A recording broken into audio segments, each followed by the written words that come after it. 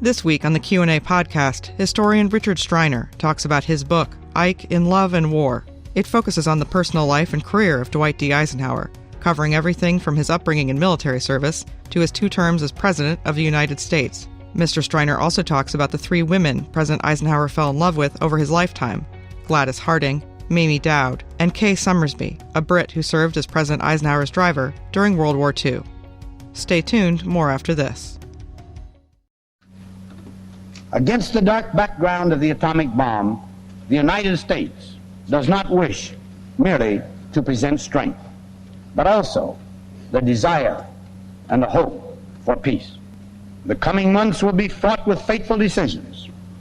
In this assembly, in the capitals and military headquarters of the world, in the hearts of men everywhere, be they governed or governors, may they be the decisions which will lead this world out of fear and into peace. To the making of these fateful decisions, the United States pledges before you, and therefore before the world, its determination to help solve the fearful atomic dilemma, to devote its entire heart and mind to find the way by which the miraculous inventiveness of man shall not be dedicated to his death, but consecrated to his life. Richard Striner, that's Dwight Eisenhower in a 1953 speech at the UN about an issue that dominated much of his presidency, and that is the future of nuclear weapons. You have a new book out about him called Ike in Love and War. There have been many treatments, biographies of Eisenhower over the years. What's different about yours? What did you want to do?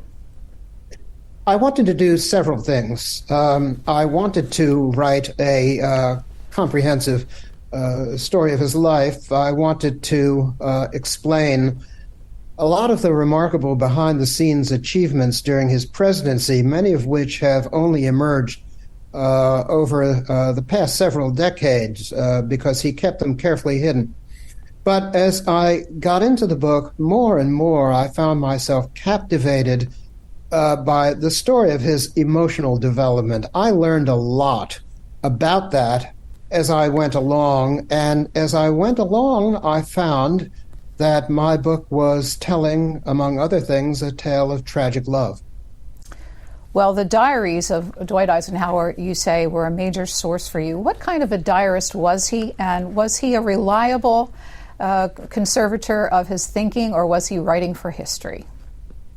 Well, that's a very interesting question. Eisenhower had a very strategic mind. Emotional though he was extremely calculating. He spoke and wrote for effect. And his diary in particular is mysterious to me because there were several occasions when I thought he was writing what might have been bogus entries in the diary for the purpose of creating a misleading impression in the minds of those who read it. I can't prove it, but circumstantial evidence leads me to suspect it. At the end of the book, I'm going to jump to your conclusions after all the work that you did on him. This is what you wrote. He was a strange man, so likable in many respects, but selfish at times and so distant. A man of many moods. The power of analysis was formidable. The emotions that drove him were mysterious. He could be honest and deeply deceptive. One of the themes throughout your book is his temper. And it's so at contrast with what he presented to himself as a politician, and perhaps even the steadfastness he had during the war. Talk about his temper and how it really affected him and the way he worked. That was one of the greatest emotional challenges of his life. He did have a terrible temper. He admitted it both in private and in public. Most of all, in a series of remarkable interviews after his presidency with CBS anchorman Walter Cronkite, he explained that in the course of his presidency, he would go through a calculated ritual. He would invite White House aides into the Oval Office, and they knew that their duty was to stand in silence as he cursed a blue streak. Then they would leave and not mention it again until he thanked them later. It was a purgation that he needed. He needed to vent. he inherited this terrible temper in all likelihood from his father, David, who also had a terrible temper. And Ike's remarkable mother, Ida, taught him early on to practice the fine art of emotional self-control, and he would struggle all his life to do that. Two phrases always associated with Eisenhower's presidency. One is the hidden hand, and the other is middle way politics. I'm going to ask you to explain both of them as we kind of get into this topic. First, the hidden hand. Well, hidden hand was a phrase coined by a political scientist named Fred Greenstein in a book on Eisenhower statecraft that was published in 1982, The Hidden Hand Presidency.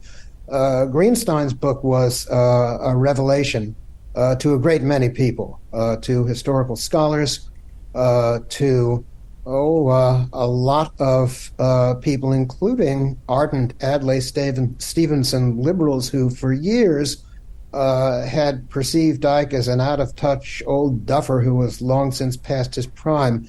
Greenstein revealed that Eisenhower was creating that impression deliberately to create maneuvering room for himself.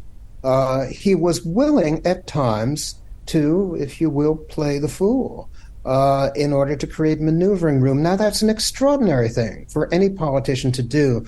The only thing close to it that I have seen in my study of the presidency was the way Lincoln interacted with the abolitionists during the Civil War. In private, he actually encouraged some of them to trash his own reputation. He said, I can use that, the pressure that will create. Can you imagine any politician encouraging his allies to diminish his own reputation for strategic and tactical effect? Anyway, Greenstein's book laid out a compelling case for Eisenhower, the strategic maneuverer, and the deceptive methods he used. And it prompted a great deal of further scholarship, principally by Kansas historian David Nichols, who explored Eisenhower's behind-the-scenes war against Joe McCarthy, who explored Eisenhower's behind-the-scenes moves on behalf of civil rights.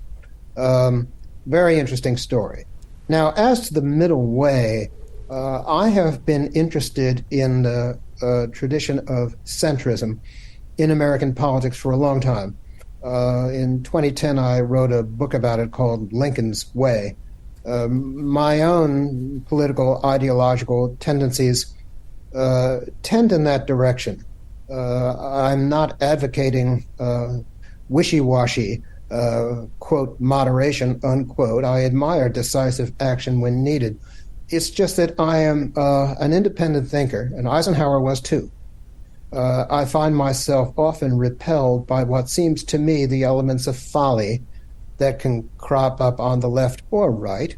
I reserve to myself the right to steer my own course and to borrow whatever elements of wisdom may emanate from the left or the right. And Eisenhower's presidency, Eisenhower himself became an exemplar of that kind of statecraft. One of the things I seek to do in this book is to explore his ideological development, because his thinking in matters political and ideological traversed a rather twisty course. He veered back and forth, and one of the most interesting things of all to me was the way his intellectual and ideological development related to his underlying emotional development. It is one seamless mental continuum. And I do think I've broken some new ground in that respect. You reference your career and previous books. How many books is this for you? Oh, dear. I've written over a dozen, some, in my judgment, more significant than others. I think this is probably number 15. I've written on all sorts of things. Don't want to talk too much about myself, but I chose the profession of history for the potential freedom it could give to study many different subjects and do interdisciplinary work. So I've written about economics, I've written about architecture, I've written about film, I've written about presidential history, and I've had a wonderful time doing it. You've also were involved with the Eisenhower Memorial Commission that developed the memorial that's just a couple of blocks from C-SPAN's office here. What did you do for them? Well, that was an extremely interesting tour of duty, if you will. As small-town college professor, I needed to supplement my income. Living in Annapolis, I was in good striking distance of Washington, D.C., and I sought part-time writing and consulting jobs. And in the course of that, I was introduced to a most remarkable man, Brigadier General Carl Riddell, an Air Force general with a PhD in history. Quite remarkable. He was the executive director of the Dwight D. Eisenhower Memorial Commission. Congress voted in '99 to build a memorial to Ike. It took over 20 years to do for lots of reasons. But in my work with Carl Riddell for the commission, I learned a tremendous amount about Eisenhower that I hadn't known before. And after a biography of Lincoln that hit the shelves in 2020, worst of all possible years to publish anything with COVID, I decided I enjoyed my first venture in biography, the Lincoln book. I decided I liked biographical work very much, so it was time to do a book on Eisenhower. So let's jump into his biography. You referenced his mother and father and the influences that they had. Where was he born and raised? He was born in Denison, Texas, but the town in which he was raised and grew up was Abilene, Kansas. And you talked about his father's temper, which he might have inherited. His mother, as you tell in the book, remained an influence throughout his life. In what ways? Well, it's a remarkable story. Both of his parents belonged to a German Protestant sect called the River Brethren, an offshoot of the Mennonites. Like the Amish, they were committed pacifists. Both of them, his parents, David and Ida. His father, David, was a very sorry role model. He was a very hard man to love. He was a fierce disciplinarian, moody, withdrawn, whereas Eisenhower's mother was completely the opposite, one of these strange cases of opposites attracting. She was witty, sparkling, good-humored. Ike worshipped her into his old age. But growing up that way, he didn't want to become a mama's boy. He began looking around for father substitutes in Abilene, and he found a whole series of men who taught him the rugged, manly arts, including how to shoot. 20 years before Ike's birth in 1890, Abilene had been the epicenter of the Wild West. It was a very, very violent, dangerous town, and only the action of lawmen like Wild Bill Hickok made it a safe place for decent people to live. Well, one of Ike's mentors in target practice sessions was a guy who claimed to have been a deputy to Wild Bill Hickok. It started there.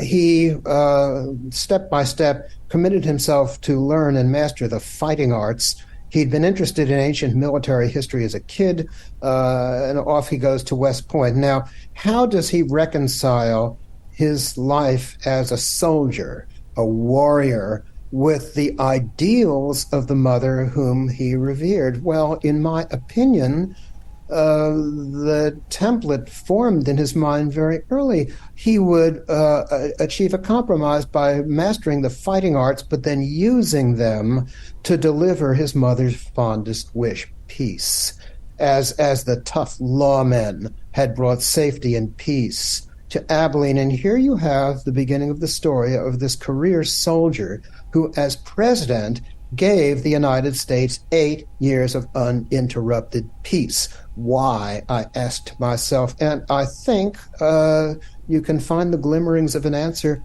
in his childhood. You told us that his is really at its heart also a tragic love story. There were 3 women involved in this aspect of Ike's life, and I just want to spend a minute on each one of them and have you talk about. We could spend an entire program just on this, but we certainly could. Just a bit of a capsule of how these women impacted him, and the obvious one is, of course, Mamie. But first name is one will be new to people, Gladys Harding. The second, Mamie Doud, whom he married and became our First Lady. And the third, Kay Summersby. So a bit on each one of them, where they fit into his life and ultimately how they affected how he lived his life.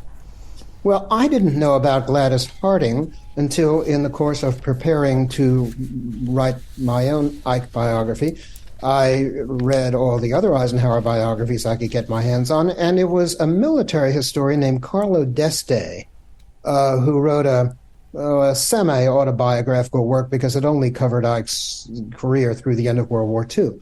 But his coverage of Ike's childhood and young adulthood were really quite remarkable. And he told the story of Gladys Harding. I'd never heard it before, but as soon as I read it, I thought to myself, oh, this is really important, because she was his first love.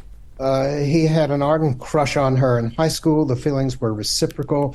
When he came back from West Point to Abilene in the summer of 1915, they had a passionate courtship. He proposed to her. She said she loved him, but she waited before committing herself to marry him. Why? Because she was a very serious musician, and she was not sure that she could live the life of an army wife. And she needed to take her time sorting out her feelings. She left on a concert tour. Eisenhower got his first orders. He was sent to Fort Sam Houston in San Antonio, Texas, and they were separated, and he was absolutely in emotional agony. He wanted this woman, and she wasn't committing herself, and in San Antonio, he met this cute, effervescent young woman, Mamie Doud. One thing led to another, so they get engaged on Valentine's Day, 1916. How could Ike have known that Gladys Harding had made the decision to give it all up for him? And when she heard that he was engaged to someone else, she was so heartbroken that her decision-making process went off the tracks, and she said yes to a proposal she turned down earlier from a man she really didn't love. According to a lot of surviving evidence, her marriage was loveless. The story of the documentation behind all of this, the love letter she received from Ike, it's a very interesting story, but I've probably talked too long about this already. But it's a key item because Mamie Doud could have been, I'm just asking the question, I'm guessing, could have been something of an emotional consolation prize. I put it this way in the book. It appears that he settled for a pleasant instead of a passionate relationship because he dated Mamie, they had fun, the relationship worked on its own terms, and he had to get over Gladys and get on with his life if she couldn't conquer indecision. Well, he paid a price for this. Anyway, the marriage with Mamie succeeded quite well at first on its own terms, but then there were troubles. First of all, and most tragically in 1920, when their first child, a cute little boy, Doud Dwight Eisenhower, whom Mamie nicknamed Ikey, and then that devolved into baby talk and became Icky. The little boy suddenly died of scarlet fever, and both Ike and Mamie were devastated. Now, sometimes shared grief can bring a man and woman closer together. According to Eisenhower descendants, that's not what happened to Ike and Mamie. They retreated into private worlds of sorrow, and things were just never quite the same. Then Ike was assigned to the Panama Canal Zone. Mamie came with him, and the situation there was the conditions were just horrendous. The quarters they lived in, an infested, rickety house on stilts.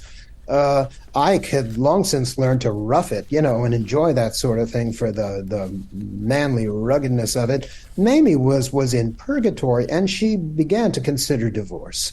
They patched things up in Washington, D.C., and later in Paris. They mended things, had a pleasant social life together with friends. But then in the 30s, Ike was sent to the Philippines, and Mamie refused to come along. She didn't want another miserable experience in the tropics, and this time Ike was the one to consider divorce.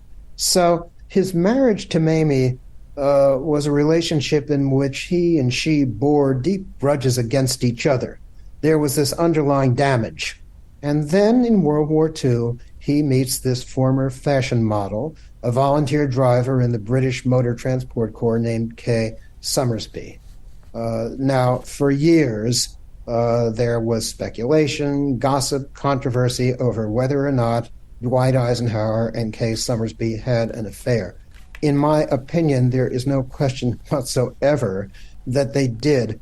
But whereas the controversy has been the sensationalistic controversy over extramarital sex, in my opinion, the story was far more transcendent, far more tragic, because I believe that Kay Summersby was the love of Eisenhower's life and vice versa.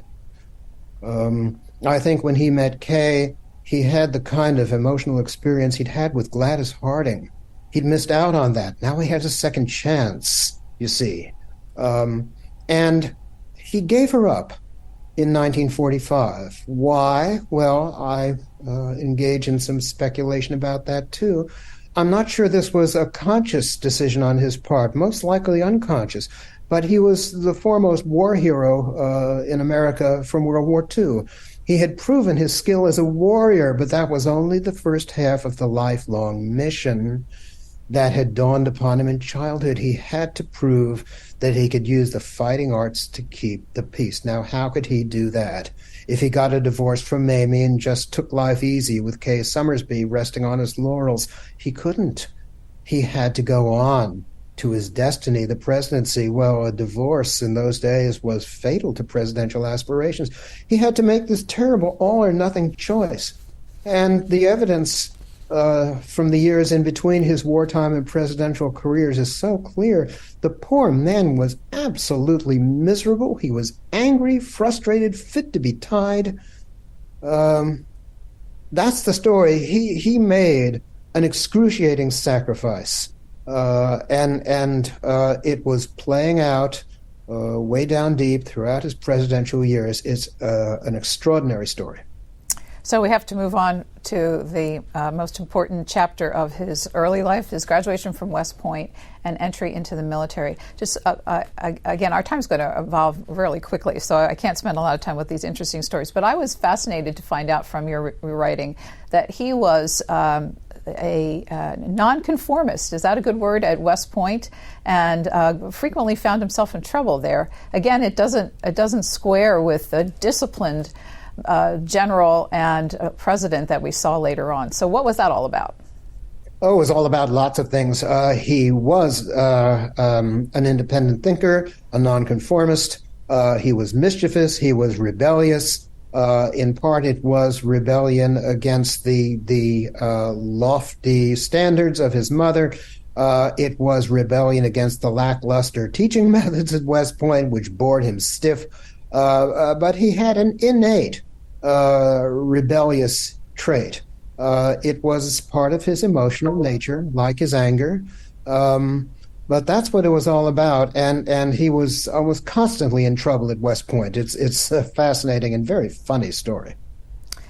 He just missed combat in World War I. How did this affect him? Oh, he was furious. He wanted very much to get into action. He was denied that opportunity. And he swore at the end of the war that he would, in his own words, cut a swath from then on to make up for this. It was an understandable feeling in a trained career soldier. You want to take the leadership skills that you've been taught and apply those leadership skills in the mission of your profession. It's not necessarily warmongering, though some generals like George Patton did become something in the line of warmongers. And that wasn't the case with Ike. He had a lifelong mission to keep the peace, but he needed to use those fighting arts. Something of a contradiction, perhaps, but not really. I don't think it really was. Yours is a story of important people, especially in the military early on and later in politics, who saw something in Dwight Eisenhower and became mentors to propel him along in his success. One of those from this period is someone by the name of Brigadier General Fox Connor. You said that this man changed Ike's life. How so? Well, Fox Connor was a brilliant man. Like my friend General Carl Liddell, he was a historical scholar as well as a career soldier. And he became a mentor for Ike during the Panama Canal episode he gave Ike postgraduate instruction consisting of all the things about the strategy of warfare that should have been taught at West Point but weren't. He and Ike had a wonderful mentor-pupil relationship, and Fox Connor saw in Ike potential for the high command. A number of people in the 1920s foresaw that another world war was very likely, and Fox Connor appointed himself something of a talent scout for the next war that he knew was coming. He wanted to propel Eisenhower upward into the upper echelons of the military, and he did just that. And another person who impacted him and was part of his biography throughout his military career is General Douglas MacArthur, who was appointed Army Chief of Staff in 1930. And Eisenhower, you said about their relationship as someone who worked for him, that was MacArthur, a boss so capricious that Ike was led to the brink of emotional and physical breakdown. So how did that Eisenhower and MacArthur relationship work both then and later on? Well, at first, when MacArthur became Chief of Staff and he selected Eisenhower to become his Chief Staff Officer, Ike was dazzled by MacArthur's grandiosity, his prestige. He was a hero in combat in World War I. He was wealthy. He was politically well connected, and he had this charisma that he used when people were susceptible to it to dazzle people. And Eisenhower was dazzled at first, but before very long, the insufferable side of Douglas MacArthur took over. He was a fatuous egotist. His personality became more and more histrionic, more ludicrous. And when Eisenhower served under him in the Philippines, MacArthur's, the sheer nonsense that MacArthur generated, his avoidance and denial of the military duties he'd been given. He was, in Eisenhower's eyes, a pitiful fraud, a phony, contemptible, but he was a tyrannical boss. And by 1938, Eisenhower, knew he had to get himself out of there. He could not work for this man any longer. So through networking, he arranged that. Now, MacArthur became another American war hero during World War II. Whether he deserved to be regarded as a hero is arguable from the standpoint of military history, but he continued to have this prestige, this glamour, and he had presidential aspirations. So after World War II, the dynamics between Ike and MacArthur continued to play out in Republican Party politics. That's a long story, but during the Korean War, MacArthur was given command by President Harry Truman, and eventually Truman fired MacArthur for insubordination. MacArthur wanted to escalate the Korean War into a full-fledged war with mainland China using nuclear weapons. And Eisenhower inherited this situation when he was elected in 1952. He had to find a solution to it. He did. He forced an armistice and brought an end to that unwinnable war in 1953 and earned MacArthur's undying contempt for having done so. The third influencer, very important, especially during World War II, was the successor Army Chief of Staff, 1939 to 1945, George C. Marshall. Of the two, you write that they became an important team in the coming war. Yes. Marshall was a brilliant officer, a truly heroic individual. He was the opposite of MacArthur, the egomaniac. George Marshall was a man of supreme self-sacrifice, self-abnegation, a man of conscience, a man of duty. He would also become, under Harry Truman, remarkably, the Secretary of State who was to give the world the Marshall Plan. Marshall, like Ike, wanted to lead troops in combat during World War II. And he was poised to do so in many ways. And when Operation Overlord was shaping up, the invasion campaign that would culminate in D-Day, many people presumed that George Marshall would be in command. And in 1943, Franklin Roosevelt offered Marshall a choice. He said, you can have the command of Overlord if you want it, or you can continue to be Army Chief of Staff where you are performing invaluable work. You decide. And Marshall said, Mr. President, I will do whatever you wish. And FDR said, then it will be Eisenhower.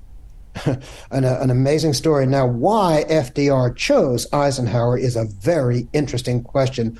I think, and I'm not alone in this, Eisenhower biographer Michael Korda came to the same conclusion. I think he was right. It was because FDR, a very Machiavellian politician, could see a similar gift in Eisenhower, a political gift. With George Marshall, what you saw was what you got, plain truth. With Eisenhower, you had this shrewd ability to maneuver. FDR needed that in World War II to maintain unity within the Allied coalition, and Eisenhower delivered it. Well, it's interesting, though. It seems like the ability to handle the politics of the coalition trumped the fact that he had never seen combat at the point that he was handed this most important operation. That's absolutely right.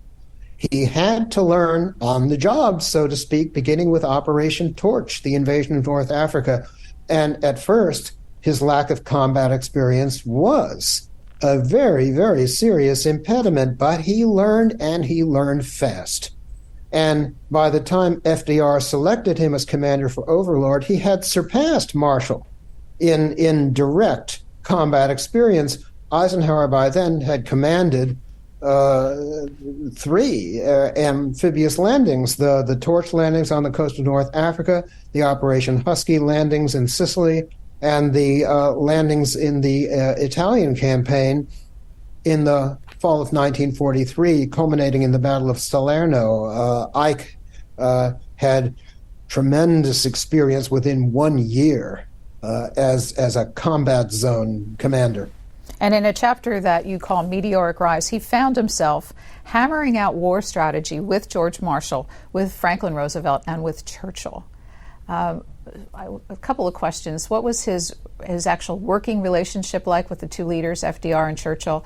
And my second one, sorry to double team with questions here, but the Army is a small place filled with lots of human beings. How were others reacting to this meteoric rise of Dwight Eisenhower?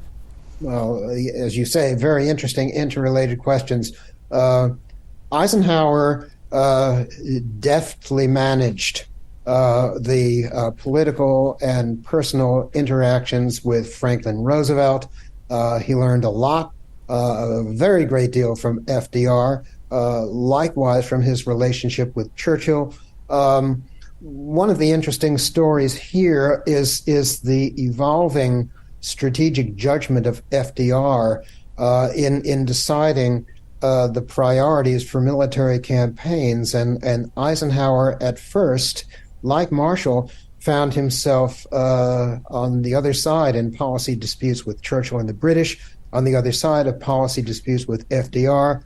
The writer Nigel Hamilton has recently argued that FDR's military judgment, his judgment as a war leader, was better than that of any of the other participants. As a Lincoln scholar, I agree with that. FDR was a magnificent wartime leader. Anyway, Eisenhower had to cultivate Churchill. He had to get along with him. And Roosevelt was a keen observer of how well Eisenhower was managing that. But again, Churchill was averse. He became increasingly averse to the cross-channel invasion because he and the other British leaders were increasingly nervous about the prospect of failure. FDR and Eisenhower were committed to going ahead. A long story. As to other reactions to the meteoric rise of Ike within the Army High Command, his old friend George Patton began to be resentful and jealous He concluded that Eisenhower really didn't deserve the breaks that he'd been getting, that George Patton, could do a better job. Both men, Patton and Ike, had presumed that in the next war, Ike would be serving under Patton. Who could have predicted that it would be quite the reverse? Douglas MacArthur, we've talked about already. George Marshall, I think, was jealous of Ike after Ike got the opportunity to use the magnificent army that Marshall had built in the crusade in Europe against Hitler. There were tensions between Marshall and Ike.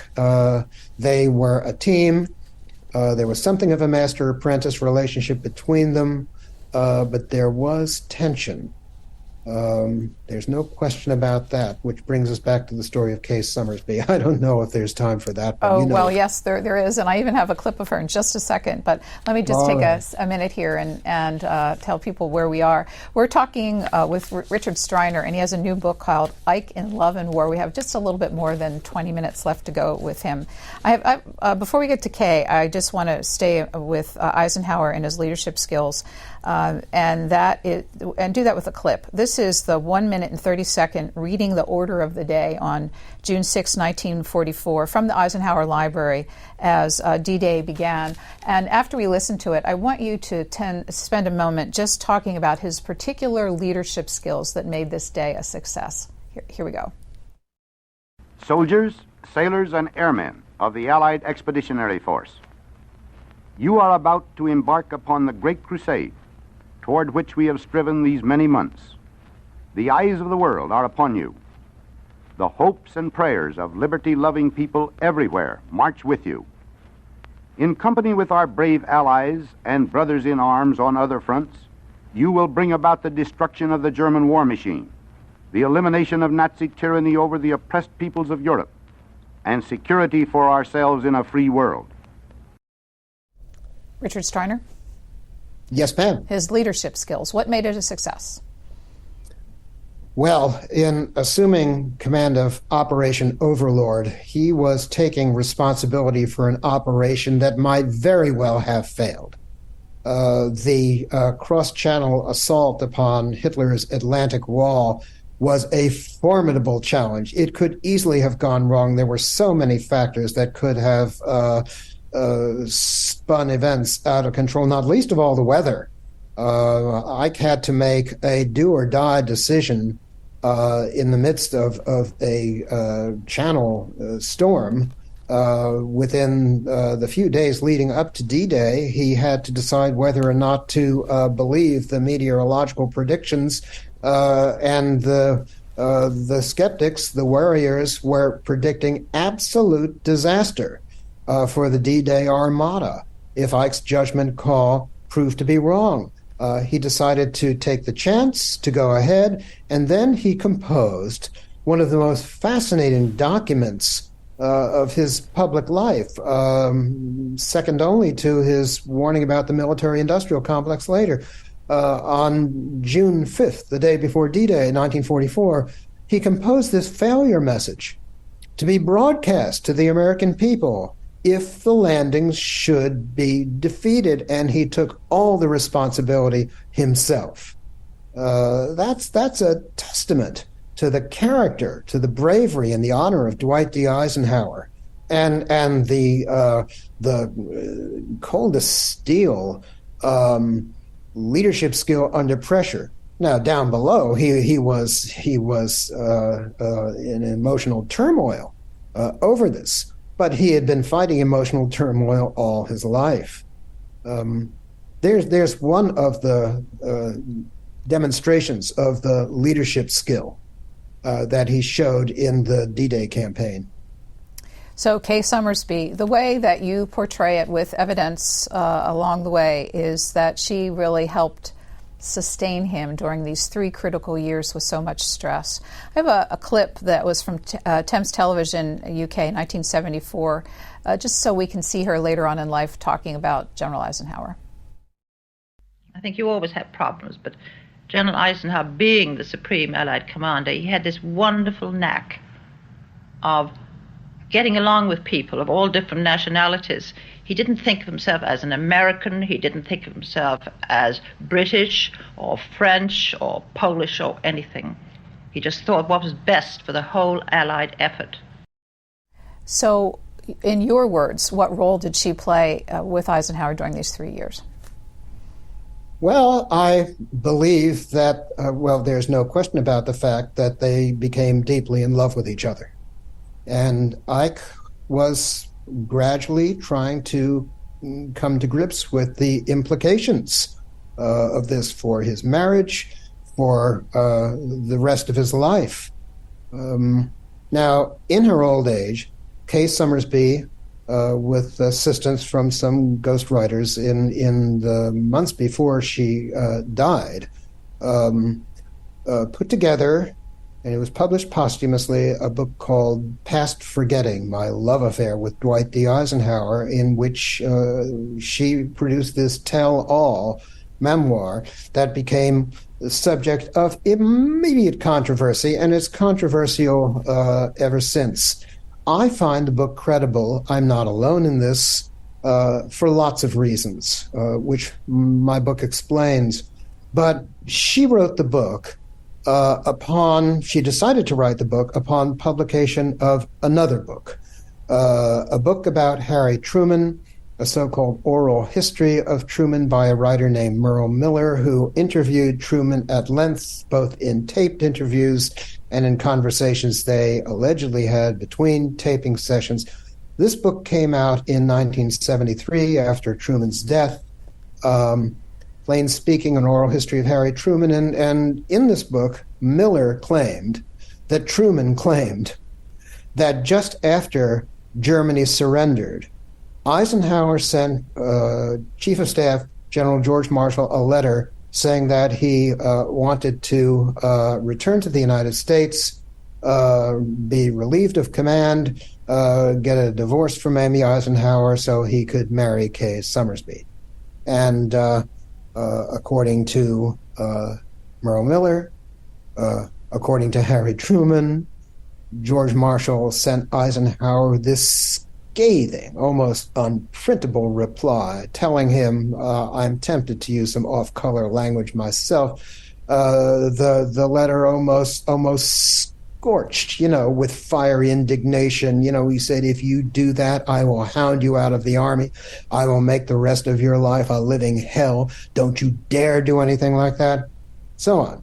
And then Truman allegedly said, the last thing I did as president, I got those letters from Eisenhower's file in the Pentagon and I destroyed them. And when Plain Speaking was published, Kay Summersby was stunned. She had always wondered, so she said, whether Ike had even thought of spending the rest of his life with her, marrying her. And now she decided, well, that clinches it. I'm going to go public and tell my story because Ike was the love of my life. And I don't have much longer to go. I have to tell this story for history, for my own, solace and satisfaction. So she wrote her book, Past Forgetting.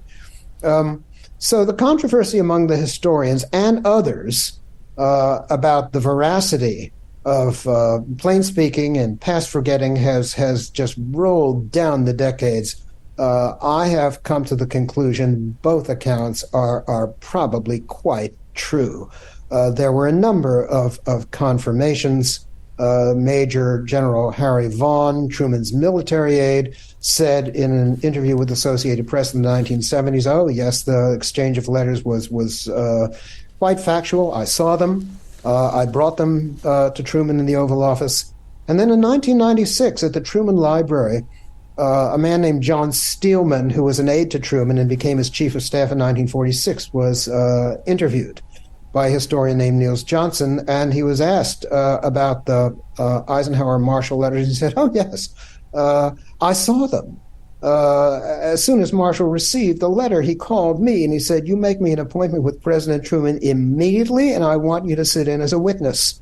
It's right there. You can access it online. According to Steelman, Marshall said essentially what Merle Miller said, Harry Truman said, he said. I believe that all happened. What happened to the letters, God only knows.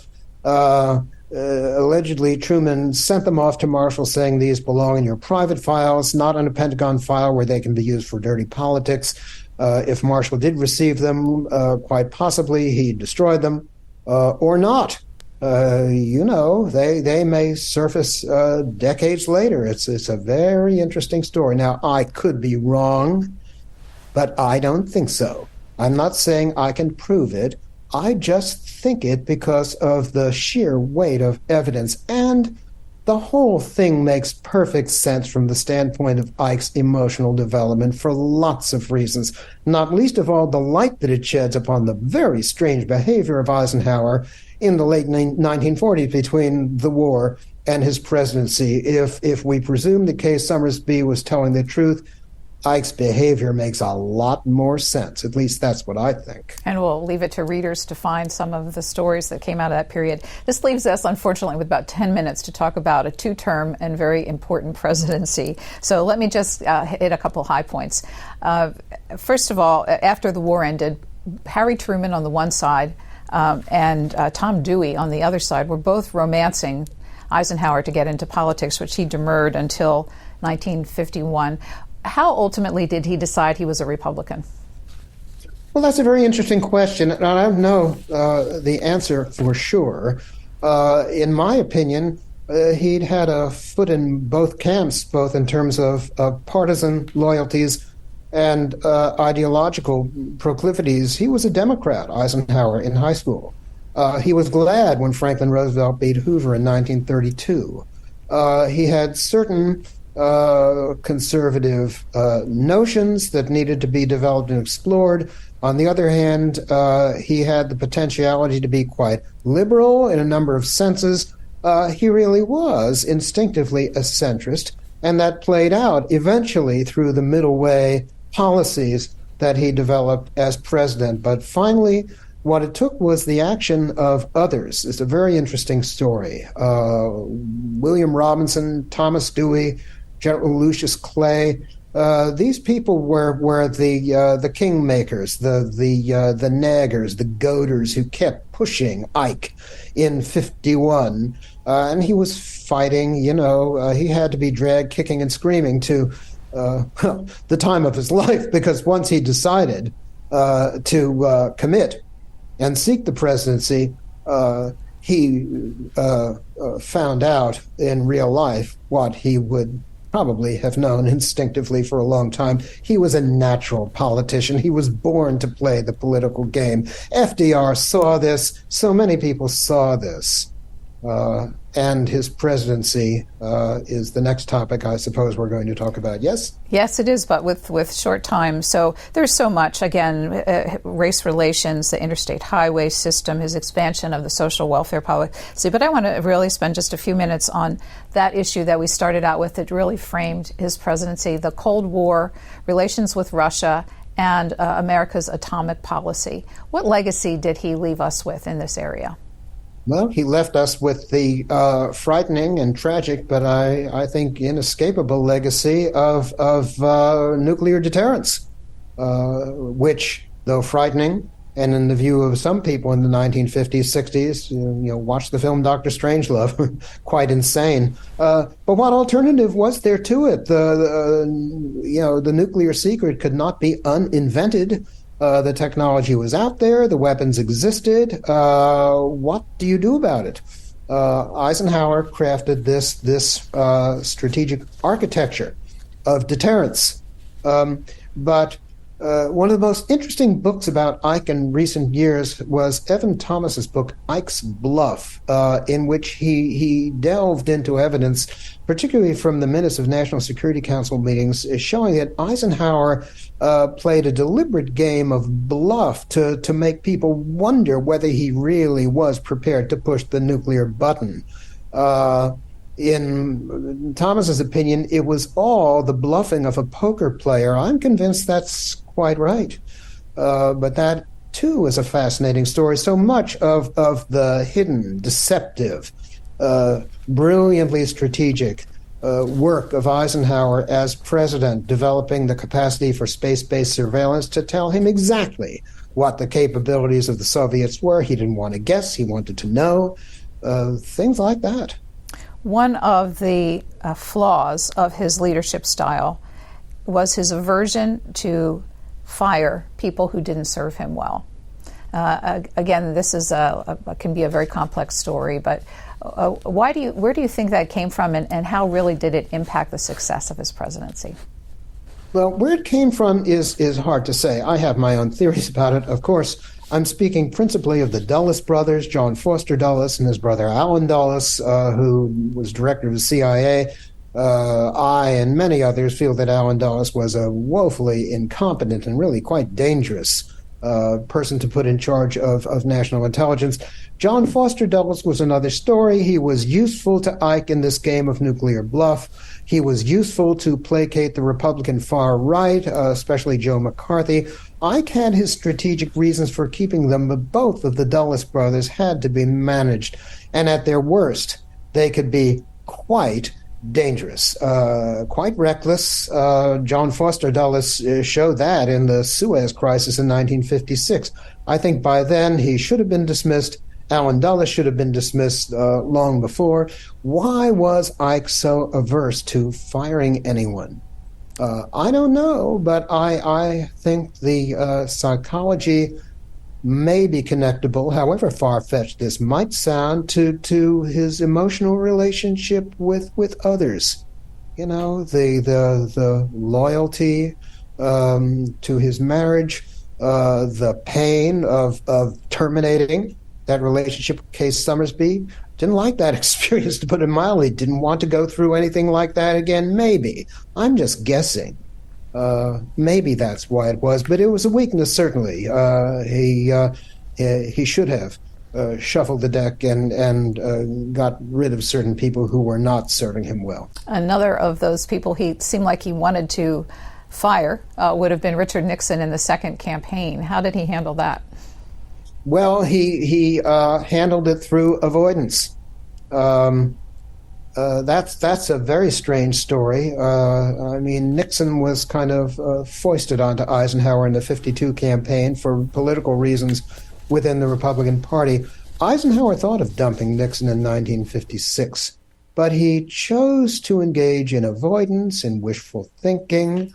Yes, I think it would have been perfectly simple to tell Nixon, look, I think the world of you, you're a great guy, but politics being what it is, I need someone whose politics are slightly different.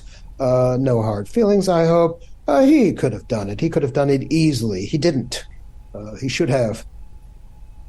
We have about 5 minutes left, and Dwight Eisenhower C-SPAN does, over the past 20 years, these periodic historian surveys of presidential leadership. For the past 2 times, Dwight Eisenhower has come in 5th place in leadership rankings, and you describe him as a masterful president. Make the case for that.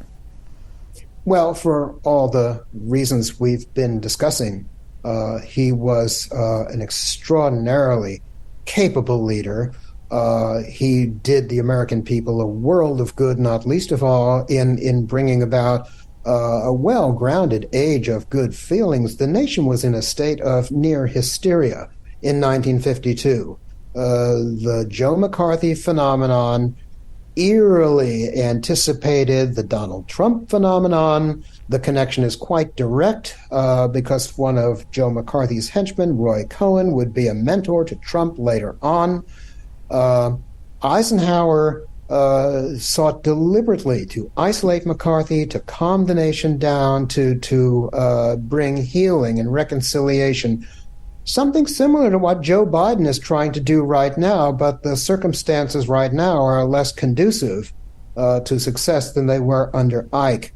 I generally avoid these superlative rating games, although I am quick to rate Abraham Lincoln number 1 in a class by himself.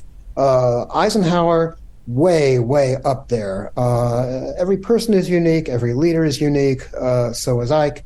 But I have developed the highest admiration for him. He was a remarkable leader whose policies, whose achievements have a great deal to offer us right now in the way of guidance. Well, speak to that, because as you note, the age of good feelings that he worked so hard to create for America in that tumultuous time was short-lived.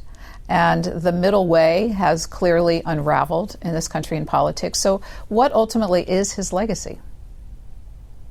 Well, his legacy was to do his utmost while he lived, in the years when he did have the power to do good, to bring to the American people and the world the best achievable outcomes in some very, very dangerous years. Nothing lasts. Anything can go bad.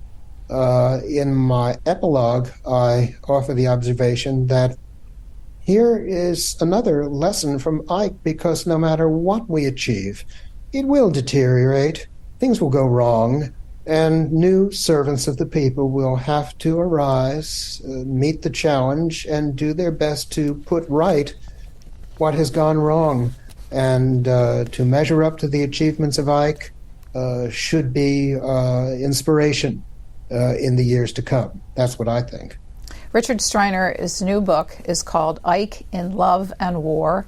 And I want to thank you for spending an hour with us talking about the life and accomplishments of Dwight D. Eisenhower.